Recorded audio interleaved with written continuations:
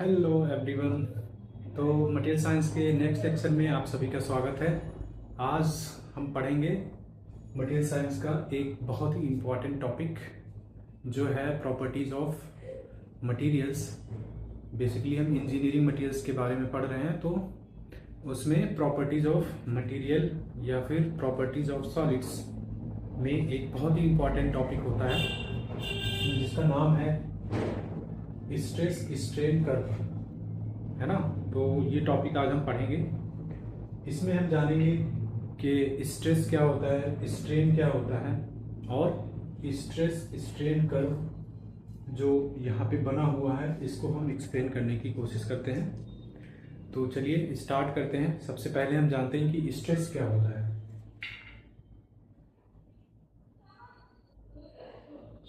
What is stress? तो सबसे पहले हम देखते हैं कि इसकी मैथमेटिकल डेफिनेशन क्या होती है, उसके बाद हम उसको फिजिकली एग्जाम्पल के थ्रू समझने की कोशिश करेंगे। तो स्ट्रेस का जो सिंबल होता है वो बेसिकली होता है सिग्मा।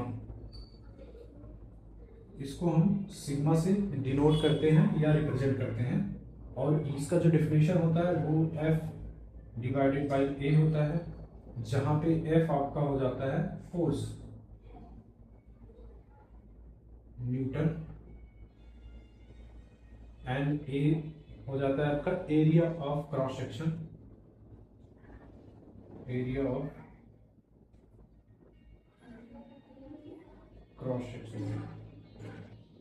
ठीक है, तो आइए इसको हम एक एग्जांपल के थ्रू समझते हैं। जैसा कि आप यहाँ डायग्राम में देख पा रहे हैं, हमने एक रॉड लिया है, मेटेलिक रॉड। मेटेलिक रॉड, अब अगर हम इस रॉड को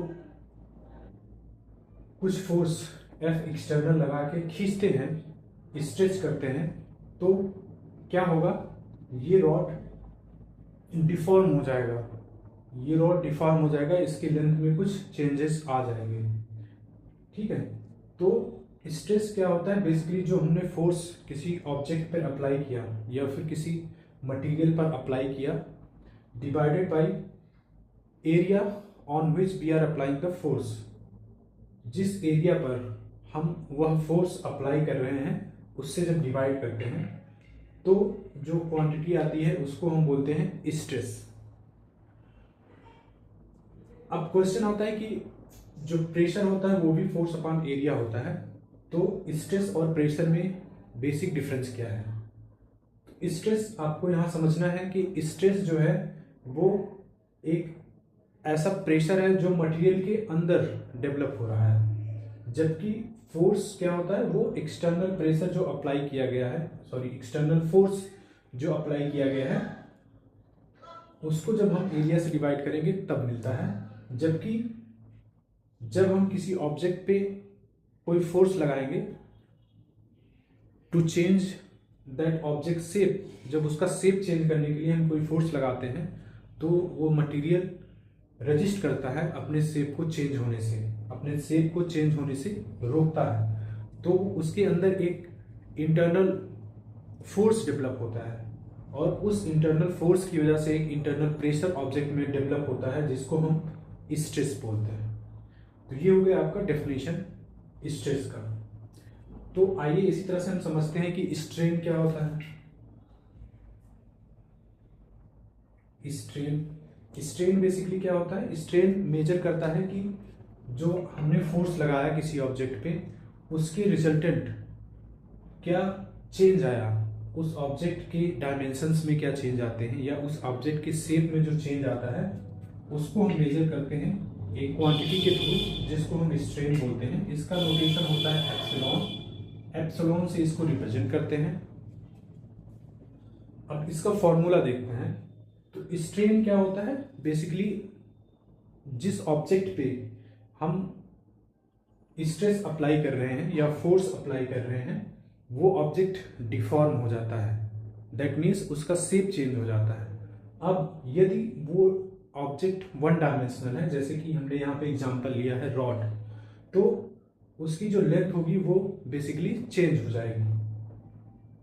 तो इस जो टोटल चेंज आया है लेंथ में, ऑब्जेक्ट की लेंथ में जो टोटल चेंज आया है उसको हम ऑब्जेक्ट की अगर ओरिजिनल लेंथ से डिवाइड कर दें, क्या बोला मैंने, जब हम ऑब्जेक्ट में जो चेंज आया है लेंथ में डेल्टा एल, उसको अगर रॉड की ओरिजिनल लेंथ एल से डिवाइड कर दें तो हमें जो क्वांटिटी मिलती है उसको हम स्ट्रेन बोलते हैं। तो कैसे डिफाइन करेंगे स्ट्रेन को? स्ट्रेन को हम डिफाइन कर सकते हैं change in length, change in length जो कि आपका डेल्टा एल है, और ऑब्जेक्ट की जो ओरिजिनल फोर्स अप्लाई करने से पहले जो ओरिजिनल लेंथ थी वो, उससे हम डिवाइड करेंगे तो हमें एक क्वांटिटी मिलती है जिसको हम बोलते हैं स्ट्रेन। तो इसकी यूनिट क्या होती है स्ट्रेन की? जैसा कि हम जानते हैं एल लेंथ है, लेंथ की यूनिट मीटर होती है, और delta L change in length है, उसकी यूनिट भी मीटर होती है। तो इसलिए स्ट्रेन जो होता है ये एक ऐसी क्वांटिटी है जो डायमेंशनलेस होती है, इसकी कोई यूनिट नहीं होती है, बिकॉज ऊपर वाले न्यूमरेटर की क्वांटिटी और नीचे वाले डिनोमिनेटर की क्वांटिटी सेम है, तो यूनिट्स कैंसिल आउट हो जाती हैं या इसका डायमेंशन नहीं होता है। अगर स्ट्रेस की डायमेंशंस की बात करें तो स्ट्रेस का बच्चों डायमेंशन क्या होगा? स्ट्रेस का डायमेंशन होगा force that is newton divided by area that is metre square. तो हम जानते हैं न्यूटन पर मीटर स्क्वायर कहलाता है पास्कल, न्यूटन पर मीटर स्क्वायर या फोर्स पर यूनिट एरिया कहलाता है आपका पास्कल। तो स्ट्रेस की एसआई यूनिट पास्कल होती है या न्यूटन पर मीटर स्क्वायर, और स्ट्रेन जो होता है वो एक ऐसी क्वांटिटी है जो डायमेंशनलेस है।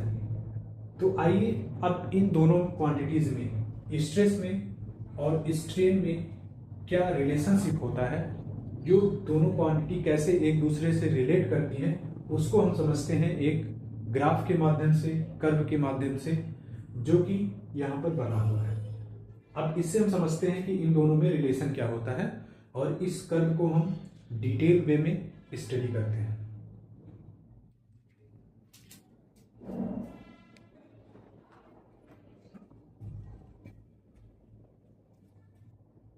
तो आइए अब समझते हैं इस स्ट्रेस स्ट्रेन कर्व को। अभी पीछे हमने देखा कि स्ट्रेस क्या होता है, स्ट्रेन क्या होता है। अब इन दोनों में जो रिलेशन होता है उसको हम ग्राफिकल मेथड में कैसे रिप्रेजेंट कर सकते हैं, ये है आपका एग्जाम्पल। ये ग्राफ एक्सपेरिमेंटली ऑब्टेन किया जाता है, प्राप्त किया जाता है। तो अब इस ग्राफ को हम समझते हैं। इस ग्राफ को समझने के लिए आप इस कर्व को ऑब्जर्व करेंगे तो आपको डिफरेंट पॉइंट्स मिलेंगे। इन पॉइंट्स को समझना है हमें। सबसे पहले स्टार्ट करते हैं ओरिजिन से। ओरिजिन से लेके ए तक, ओरिजिन से लेके ए पॉइंट तक आपको जो ये कर्व है बिल्कुल स्ट्रेट लाइन दिखता है। कैसा दिखता है? Straight line. O to A straight line दिखता है, स्ट्रेट लाइन। ठीक है। तो जो स्ट्रेस स्ट्रेन कर्व होता है उसका इनिशियल जो फेज होता है या इनिशियल जो पार्ट होता है वो कैसा होता है? Straight line. जो स्ट्रेस स्ट्रेन कर्व होता है वो स्ट्रेस और स्ट्रेन के बीच में रिलेशन को रिप्रेजेंट करता है, और स्ट्रेस y एक्सिस पे होता है और स्ट्रेन x एक्सिस पे हम रिप्रेजेंट करते हैं। अब जैसा कि हम जानते हैं स्ट्रेट लाइन जो होता है वो एक इक्वेशन, बहुत ही सिंपल इक्वेशन से हम इसको रिप्रेजेंट करते हैं, y = mx। तो ये है स्ट्रेट लाइन का फॉर्मूला। स्ट्रेट लाइन का फॉर्मूला जो स्ट्रेट लाइन ओरिजिन से पास हो रही है, जैसा कि हम देख रहे हैं ये हमारी जो स्ट्रेट लाइन है O to A ये ओरिजिन से पास हो रही है, तो इसकी जो गवर्निंग इक्वेशन होगी वो y = mx होगा। इसको इस स्ट्रेट लाइन से अब हम अगर वैल्यूज को सब्स्टिट्यूट करें, स्ट्रेस को y मान लेते हैं क्योंकि y एक्सिस पे हमने स्ट्रेस को रिप्रेजेंट किया है, और x एक्सिस पे हमने स्ट्रेन को, तो हमें ये रिलेशन मिल जाता है। ठीक है। तो यहाँ पे हम क्या बोल सकते हैं, जो आपका स्ट्रेस है वो डायरेक्टली प्रोपोर्शनल है, where m is constant, m एक कांस्टेंट है। तो इससे हम बोल सकते हैं कि जो आपका स्ट्रेस है वो डायरेक्टली प्रोपोर्शनल है स्ट्रेन के। तो रीजन O टू A ये दिखाता है कि स्ट्रेस और स्ट्रेन एक दूसरे के प्रोपोर्शनल है। इस रीजन को या इस जोन को हम बोलते हैं इलास्टिक लिमिट, इलास्टिक रीजन बोलते हैं।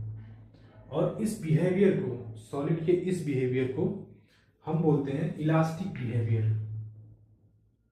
Elastic behaviour.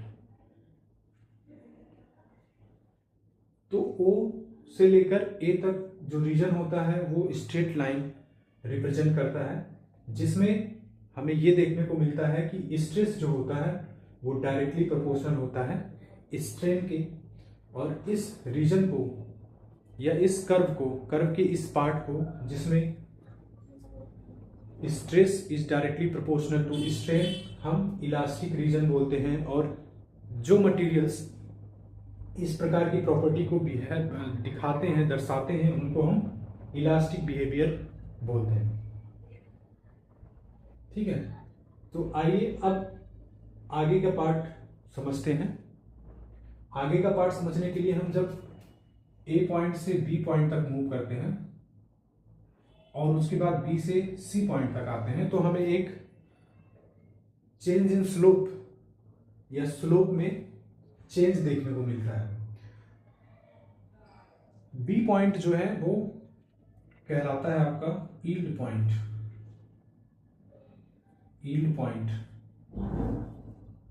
B पॉइंट जो है वो आपका कहलाता है यील्ड पॉइंट। यील्ड पॉइंट क्या होता है? यील्ड पॉइंट मटेरियल स्ट्रेस और स्ट्रेन कर्व में जब स्ट्रेस एक पर्टिकुलर वैल्यू तक पहुंचता है, यहां पर आप B पॉइंट पे जो स्ट्रेन होगा, सपोज सिग्मा y से हम रिप्रेजेंट करते हैं, तो ये जो सिग्मा y की वैल्यू है या स्ट्रेस की वैल्यू है, इस पॉइंट पर क्या होता है, जो मटेरियल होता है वो परमानेंटली डिफॉर्म करना शुरू कर देता है। यील्ड पॉइंट पे मटेरियल परमानेंटली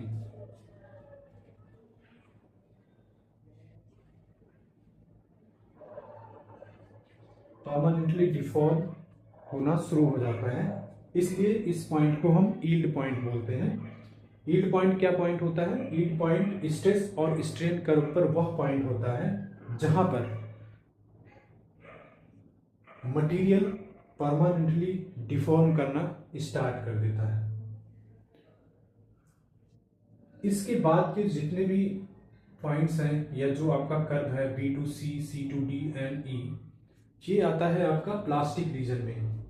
जैसे इलास्टिक रीजन होता है जहां पर stress is directly proportional to strain, और बाकी के जो रीजन है B to C, C to D, D to A, इन सारे रीजन्स में जो मटेरियल होता है वो परमानेंटली डिफॉर्म होता है, इसलिए इस रीजन को हम प्लास्टिक डिफॉर्मेशन बोलते हैं। Plastic deformation. Plastic deformation basically होता है परमानेंट चेंज इन शेप और साइज ऑफ द ऑब्जेक्ट। जब ऑब्जेक्ट के शेप और साइज में परमानेंट चेंज होने लगता है तो उसको हम बोलते हैं प्लास्टिक डिफॉर्मेशन। तो ये वाला जो आपका पोर्शन होता है ये बेसिकली होता है इलास्टिक बिहेवियर शो करता है, और इसके बाद का जो पॉइंट होता है ये आपका प्लास्टिक बिहेवियर शो करता है।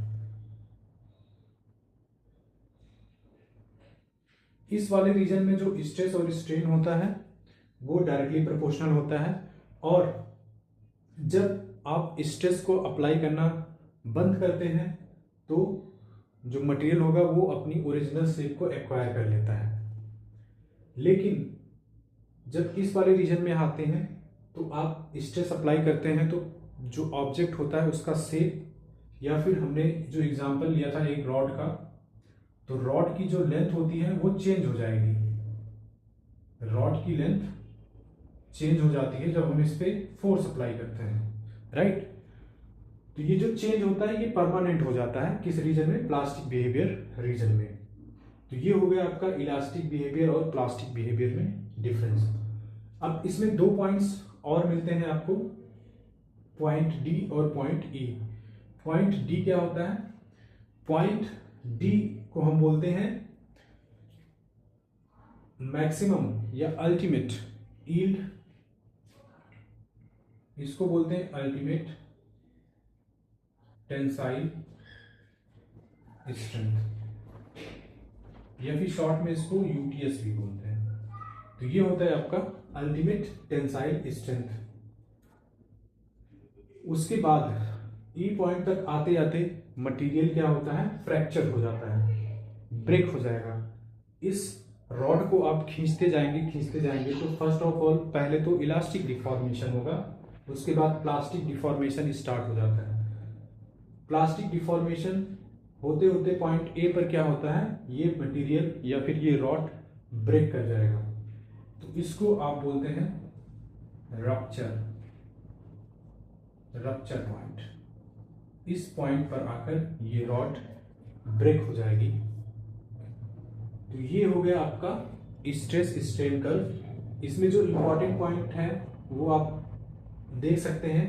पहला जो O2A रीजन होता है वो एक स्ट्रेट लाइन रिप्रेजेंट करता है, जहां पर स्ट्रेस डायरेक्टली प्रोपोर्शनल होता है स्ट्रेन के। उसके बाद के जो रीजन है या कर्व का पार्ट है उसको हम प्लास्टिक डिफॉर्मेशन बोलते हैं, और मटेरियल को बोलते हैं कि वो प्लास्टिक बिहेवियर शो कर रहा है। प्लास्टिक बिहेवियर का मतलब हुआ कि मटेरियल पर जब हम फोर्स अप्लाई करते हैं, एक्सटर्नल फोर्स या स्ट्रेस, तो वो कंप्लीटली डिफॉर्म हो जाता है या परमानेंटली डिफॉर्म हो जाता है। वो अपनी ओरिजिनल शेप को रिगेन नहीं करता है, अपनी ओरिजिनल शेप को फिर से अचीव नहीं कर पाता है। जबकि इलास्टिक रीजन में क्या होता है, इलास्टिक रीजन में आप जब तक फोर्स अप्लाई करते हैं तब तक उसका शेप चेंज रहता है, जैसे ही आप फोर्स को हटाते हैं पुनः वो अपनी शेप को प्राप्त कर लेता है। इसको एग्जांपल से आप समझ सकते हैं, जैसे स्प्रिंग है आपके पास, तो स्प्रिंग को जब आप फोर्स लगाते हैं तो वो स्ट्रेच होता है, लेकिन जब आप फोर्स को हटा देते हैं तो वो अपनी ओरिजिनल शेप में आ जाता है। उसी तरह से सारे मटेरियल इस तरह की प्रॉपर्टी को शो करते हैं। उसके बाद हमने क्या देखा, यील्ड पॉइंट हमने पढ़ा और अल्टीमेट टेंसाइल स्ट्रेंथ पॉइंट या अल्टीमेट यील्ड स्ट्रेंथ पॉइंट पढ़ा। यील्ड पॉइंट क्या होता है, यील्ड पॉइंट वह पॉइंट होता है, स्ट्रेस स्ट्रेन कर्व पर वह पॉइंट होता है, yield point stress strain curve पर वह पॉइंट होता है